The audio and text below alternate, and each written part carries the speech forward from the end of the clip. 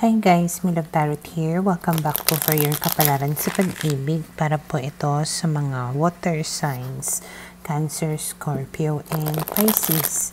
Maglalagay na lang po ako ng timestamp sa my description box para po mapuntahan ninyo ang inyong zodiac signs. Pero syempre, this is a general reading kaya hindi po lahat ay makaka-relate. Okay, so we will start po with Cancer. Ano kayang posibleng pagdaraanan ng mga Cancer sa mga susunod na mga araw?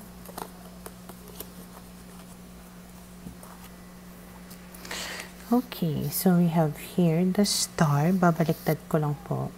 And then we have here the Page of Pentacles, the Lovers, the Four of Swords, and the Nine of Pentacles. Ibinaliktad ko lang po kasi yung picture, medyo, alam niyo na. Okay, so base sa mga barahan na ito, ang nakikita ko is parang wishes coming true. Okay, kung meron kayong hinihiling na tao, especially kung yung tao na ito ay Earth sign, Taurus, Virgo, Capricorn, na andito din si air sign, okay, Gemini, Libra, and Aquarius. So, base sa mga barahan na to, itong tao na to can contact you anytime, will communicate with you, okay, para maging lovers kayong muli or para magkabalikan kayo. Parang kumbaga, itong tao na to parang nagpahinga, ganyan. Pwede rin na may nakarelasyon na to before, pero ngayon naghiwalay na sila. Pero kahit nahiwalay na sila, or single siya, kumbaga naka-move on na siya. So, hindi ka parang hang up, hindi ka yung tipong parang reserva, or hindi ka yung rebound, ganyan. Okay? So, medyo promising, kumbaga itong connection na ito, parang medyo seryoso yung dating. Okay? And then we have here the Queen of Cups, the Three of Pentacles, the Three of Swords, the Strength card, and the Eight of Wands. Okay, so base sa mga barahan na to, this is somebody talaga na minahal mo or mahal mo pa, na parang gusto niya talaga makipag-ayos sa'yo. Alam niya na nasaktan ka niya, pero handa siyang humingi dito sa'yo ng forgiveness. Parang pinapaamo ka niya dito at gusto niya kumbaga na ayusin nga yung mga problema na nangyari between the two of you. And nakikita ko dito na magiging frequent yung communication ninyo with each other, and it will progress, kumbaga. Pwedeng ma-in love or ma-develop ulit kayo sa isa't isa. And then we have here the Ace of Pentacles. So, pwedeng maging kayo, and it will start off na positive, okay? Na maganda, seryoso talaga, committed, okay? Na parang gagawin niya ang lahat dito para mabigyan ng magandang pagbabago yung connection ninyong dalawa at para maging masaya yung inyong relationship. Okay? And then we have here the King of Cups, the Judgment card, and the Four of Cups. Maaaring na-realize nitong tao na to na mahal ka rin niya. Okay? Parang natauhan siya lalong-lalo na nung naramdaman niya na wala ka sa buhay niya. Parang something is missing. Sobrang na-miss ka talaga nitong tao na ito. Okay, and then we have here the Page of Swords and the Five of Cups. So, pwedeng ini-stalk ka niya before at nakita niya kumbaga na yung mga bagay na nawawala. Okay? Kaya parang nagsisi siya sa kung ano yung nangyari between the two of you.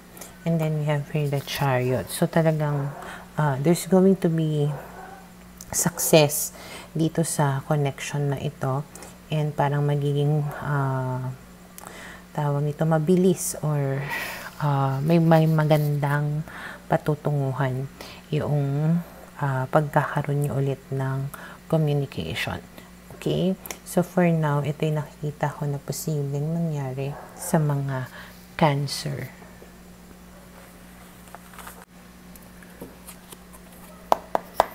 Para sa mga Scorpio, okay, let's see ano kaya yung posibleng pagdaraanan ng mga Scorpio sa mga susunod na mga araw.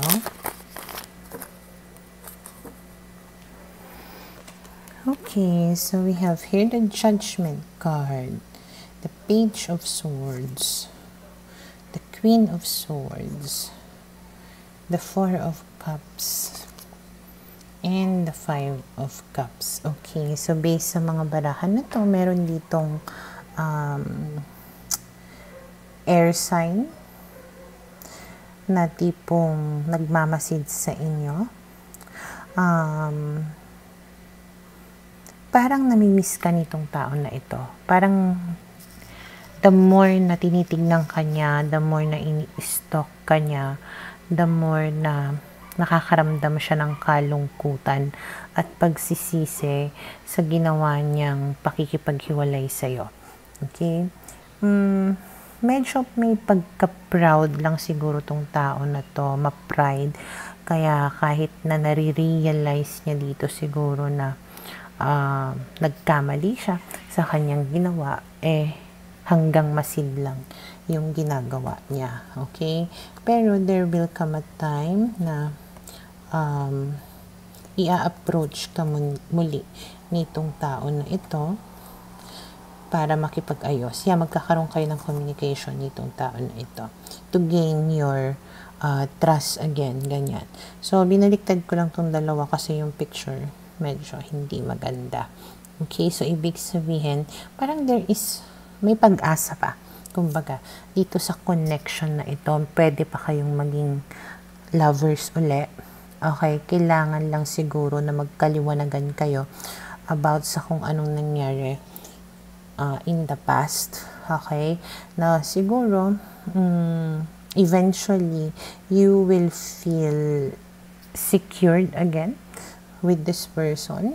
And then we have here the Six of Pentacles, the Five of Swords, the Temperance card, and the World card. Okay, so sinasabi dito, time will come na the both of you will start a new chapter in your relationship, especially when you feel like na ibibigay niya na sa'yo kung ano yung mga pagkukulang niya before and mas nagiging honest na siya sa'yo this time. Pwede kasi na the reason why nilalayuan mo siya dati is may mga kasinungalingan na siya. Okay, at maaaring hindi niya na ibibigay sa'yo yung mga pangangailangan mo. Pero, there is hope. Okay? And then we have here the Hangman, the Eight of Cups, and the Five of Pentacles. Pero, again, hindi ko alam bakit parang may hesitation dito. Parang, there's a period like, gusto mong lumayo. Gusto mo munang mag-isip, mapag-isa. Siguro, meron pa rin ikaw mga doubts, pwedeng ikaw hindi ka pa naka-move on sa kung ano yung ginawa niya talaga sa'yo before. And then we have here the Knight of Pentacles and the Queen of Pentacles. Pero ang kagandahan nun, once na parang maramdaman niya na lumalayo ka sa kanya at parang hindi niya nagigain yung trust mo, pwedeng habulin ka niya at talagang ipakita niya sa'yo kung gaano siya kaseryoso. And kapag ginawa niya yon, maaaring dun ka lang makampante. And then we have here the Two of Pentacles. So, parang ang mangyayari is parang madami pang mangyayari. Okay. Paano ba? Kasi parang kinakalkula mo Okay? Pwede rin kasi na nag-iba na yung priority mo. Kaya tipong hindi ka ganun nakahang up sa kanya as before. Oo, pwedeng mahal mo pa siya, pero at least nag-iisip ka kung babalikan mo ba o hindi. Okay? Basta for now, ito yung nakikita ko na posibleng mangyari sa mga Scorpio.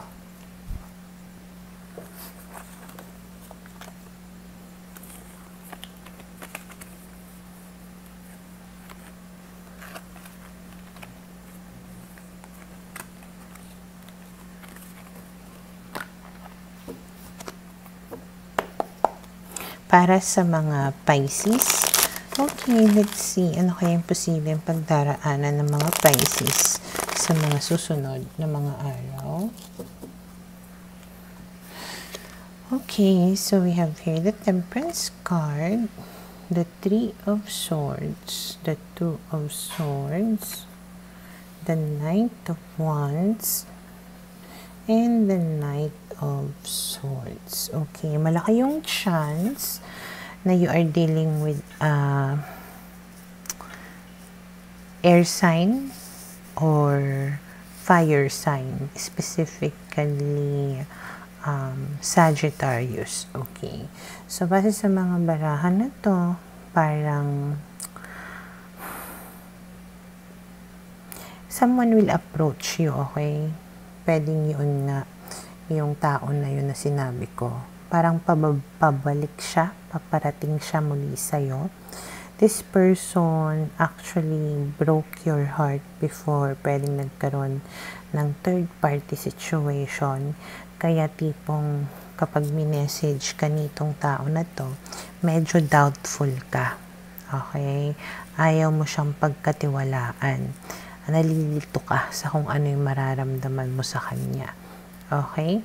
And then we have here the Page of Pentacles, the Three of Pentacles, the Hangman, the King of Pentacles, and the Eight of Wands. So, patuloy na mag-reach out or makikipag-usap sa'yo itong tao na to. Nangangako siya ng mga kung ano-ano na gusto niya makipag-ayos sa'yo. Pero ikaw talagang isip-isip ka lang, you will not really do anything about it.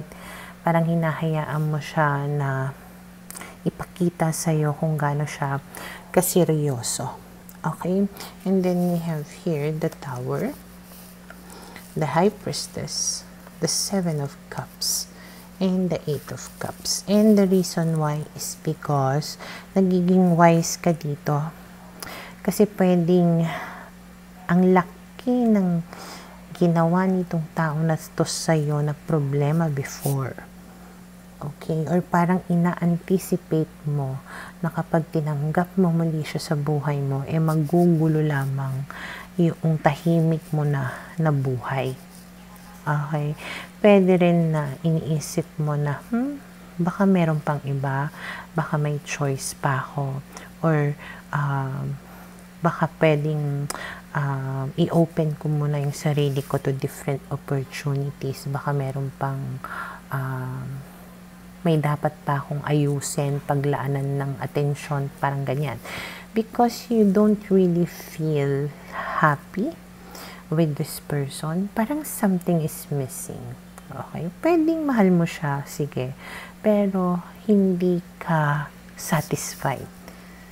Okay? At hinahanap mo yung satisfaction na yun, hinahanap mo yung emotional contentment na yun, na alam mo na hindi mo nakuha or hindi mo makukuha sa tao na ito.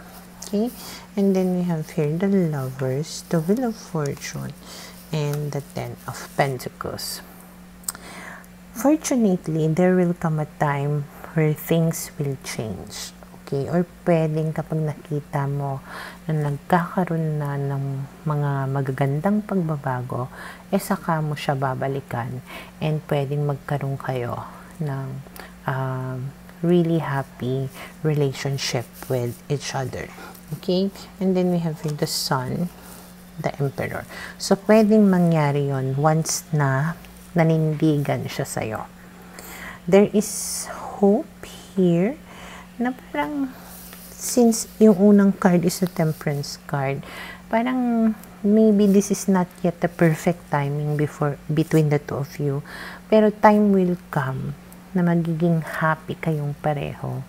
At parang handa na siyang magpaka-emperor or manindigan nga para sa'yo sa relationship ninyong dalawa.